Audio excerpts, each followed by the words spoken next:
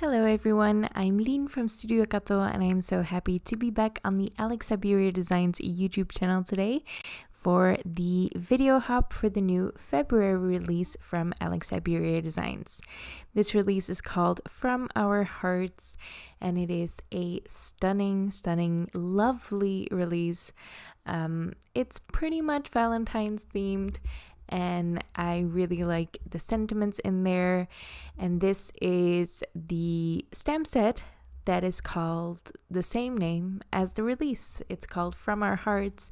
It has some beautiful florals and again, those lovely sentiments. I am going to stamp those flowers and leaves 2 times in my MISTI, and I'm trying to puzzle the stamps in so I can just flip this A2 panel upside down. It's slightly larger than A2, I think. Flip this panel upside down once I stamped it once, and then I can just stamp it again on the same panel. This is some Canson watercolor cardstock, and I've prepped it with my anti-static powder tool because I will be embossing.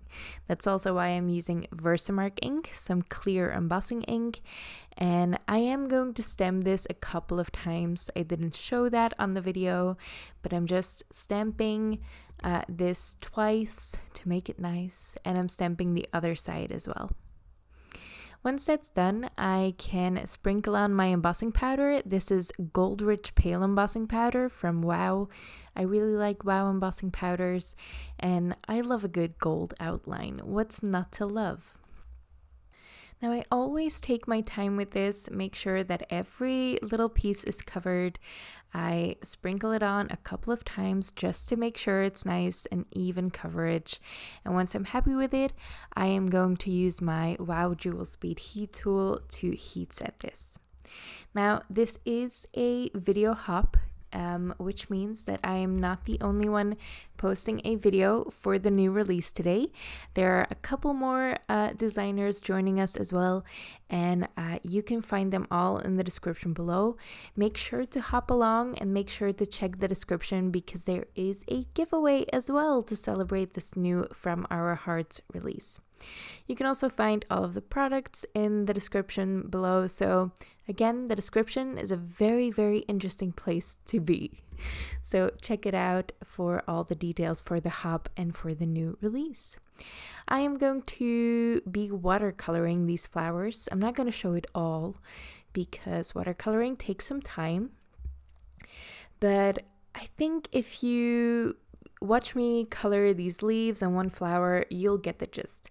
I am making sure to not color in the whole image. I am leaving a couple spots of white. I am keeping my watercoloring very loose. I am intentionally making it look a little bit messy, and I do that by dropping in more water than I really need in some places.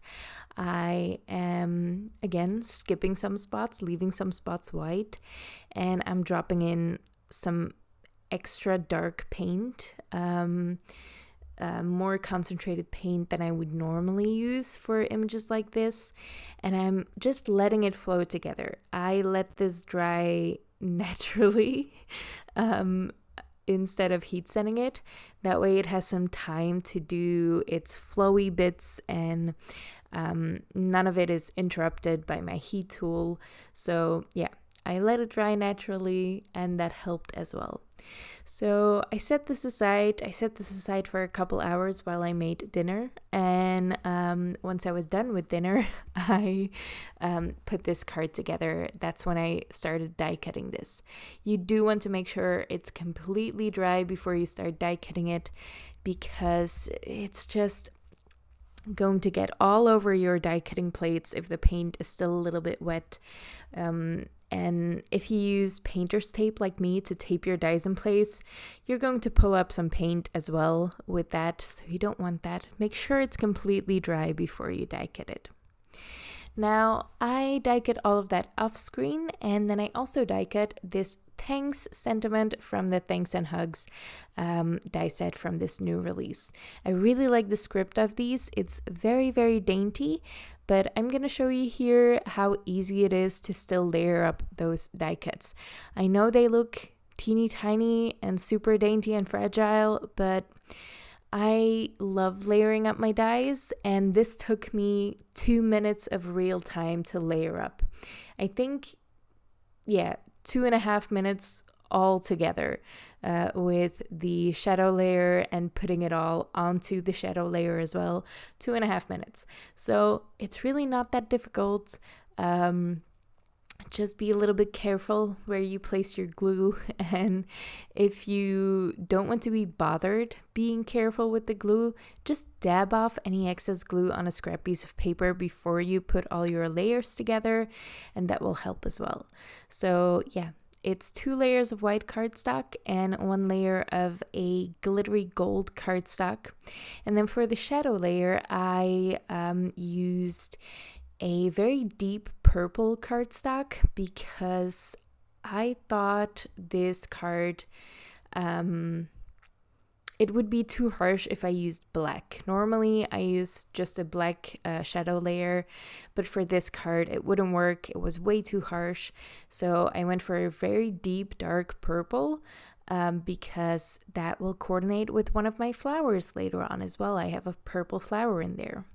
A navy is a really good option too if you want to just avoid black, or a dark brown. I think we don't use browns enough in card making. Even for outline stamping, it can be really nice.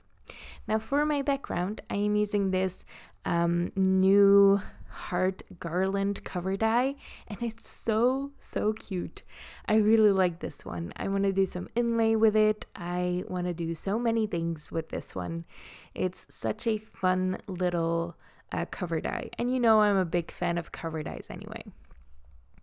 Now, this is where I'm just figuring out my arrangement of the flowers. I usually do this off of my card base, and then you could use what's it called? Press and seal. You could use press and seal. It'll look a little bit nicer, but my press and seal was too far away. I mean that I would have had to bend down to open a drawer for it, and my purple tape was right on my desk.